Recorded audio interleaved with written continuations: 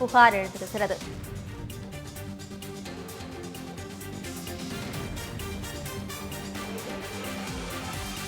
எல்லாம் பிளாக் ஆகி நின்றுச்சு. அப்போ மேயர்னா வந்தார். ஆனால் கிட்டன என்னென்ன கொஞ்சம் ஓரமாக ஒதுக்கணும், நாயை கண்ட நாய் அந்த நாயும் சேர்ந்து எல்லாம் சேர்ந்து அடி அடித்து அந்த பிஜேபி மேலே ஒட்டி ஸ்டிக்கர் இருக்குது ஆட்டோவில், அதை கிளி அப்படின்னு சொல்லி அது கிளிக்கிட்டால் ஒன்று விட மாட்டேன் வைக்க மாட்டேன் எல்லாம் சேர்ந்து என்னை அடிச்சிட்டாங்க சார். நான் ஆட்டோ டிரைவர் சார். நான் பிஜேபியில் இருக்கேன் சார்.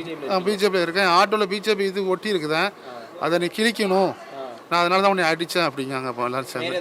ஆமாம், மேயர் எல்லோரும் சேர்ந்து சொல்கிறாங்க. என் நெஞ்சில் ஸ்கேன் எடுத்துருக்காங்க, எக்ஸ்ரே எடுத்துருக்காங்க. முடியல சார், எனக்கு மூச்சு திணறு வர மாதிரி. இப்போ எல்லாம் எடுத்துருக்குறாங்க. நான் ஒன்று விட மாட்டேன் பாக்கியா அப்படிங்காங்க. நீ எங்கேனான்னு போ, எனக்கு தெரியும், நான் மேயர் அப்படிங்காங்க.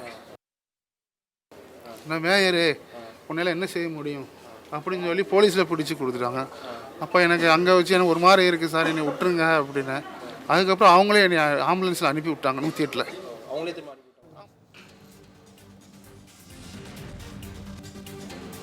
வணக்கம் அபிராமி. நெல்லை மாவட்டம் நெல்லை டவுன் பகுதியை சேர்ந்த வெங்கடேஷ் என்ற 37 வயதான நபர் ஆட்டோ ஓட்டுநராக பணிபுரிந்து வருகிறார். இன்று காலை திருநெல்வேலி மாநகராட்சியின் திமுக மேயர் கிட்டு என்ற ராமகிருஷ்ணன் இல்லம் அமைந்திருக்கக்கூடிய அந்த சாலை வழியாக தனது ஆட்டோவை ஓட்டி சென்றிருக்கிறார். அப்பொழுதே மேயர் ராமகிருஷ்ணனின் கார் சாலையில் நடுவு வழியில் நின்றதாக கூறப்படுகிறது.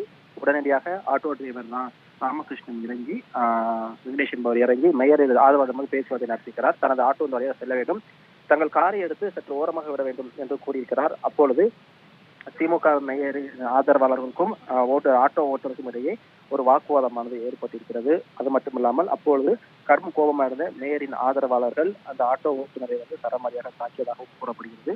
தற்பொழுது ஆட்டோ ஓட்டுநர் வெங்கடேஷ் என்பவர் தற்போது நெல்லை அரசு மருத்துவமனையில் சிகிச்சைக்காக அனுமதிக்கப்பட்டிருக்கிறார்.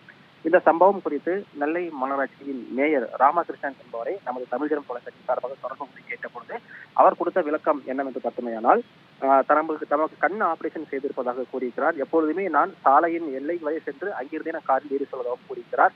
ஆனால் தற்போது தனக்கு கண்ணில் அறுவை சிகிச்சை செய்திருக்க காரணத்தினால் காரானது தனது வீட்டின் வாசல் படி வரைக்கும் வந்து தன்னை ஏற்றி செல்வதாகவும் கூறியிருக்கிறார். இதன் அடிப்படையில் தனது கார் வாசலில் நின்றதாகவும் அப்பொழுது அந்த பாஜக பிரமுகருக்கும் தனது ஆதரவுமுறையே ஒரு வாக்குவாதம் ஏற்பட்டது உண்மைதான் என்றும், ஆனால் கைகலப்பு வரை செல்லவில்லை, அவர் வேண்டும் என்றே தற்பொழுது நெல்லை அரசு மருத்துவமனையில் அனுமதித்துக் கொண்டு தன்னை மேயரின் ஆதரவாக தாக்கியதாகவும் கூறியிருக்கிறார். ஆனால் பாதிக்கப்பட்ட நபர் என்ன கூறியிருக்கார் என்றால், மேயர் ராமகிருஷ்ணனின் ஆதரவாளர்கள் தன்னை தாக்கும் பொழுது தனது ஆட்டோவில் பாஜக ஸ்டிக்கர் பொறித்த அந்த பாஜக சின்னம் தாமரை சின்னம் பொறிக்கப்பட்ட அந்த ஸ்டிக்கர் ஒட்டப்பட்டிருந்ததாகவும், அந்த ஆட்டோ ஸ்டிக்கரில் இருக்கக்கூடிய அந்த பாஜக ஸ்டிக்கரை அகற்றினால் மட்டுமே இந்த சாலை வழியாக நீங்கள் செல்ல வேண்டும் என்று கூறி திமுக ஆதரவாளர்கள் மற்றும் நெல்லை கார்பரேஷன் மேயர் ராமகிருஷ்ணன் ஆதரவாகவும் அவர் கடுமையாக தாக்கியதாகவும் கூறியிருக்கிறார். அது மட்டுமில்லாமல் தற்பொழுது நெல்லை அரசு மருத்துவமனையில் அவசர சிகிச்சை பிரிவில் தற்போது அனுமதிக்கப்பட்டிருக்கிறார். அவர் தொடர்ச்சியாக சிகிச்சை அளிக்கப்பட்டு வருகிறது. தற்போது நெஞ்சி பகுதி மற்றும் கழுத்து பகுதியில் காயம் ஏற்பட்டதாக கூறப்படுகிறது.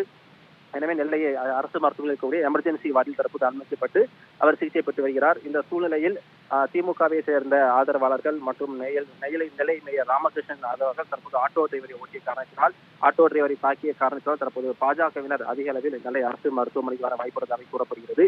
எனவே தற்போது நெல்லை மேயர் தரப்பில் ஒரு விளக்கமும் பாதிக்கப்பட்ட நபர் ஆட்டோ டிரைவர் வெங்கடேஷ் தரப்பில் ஒரு விளக்கமும் கூறப்பட்டிருக்கிறது.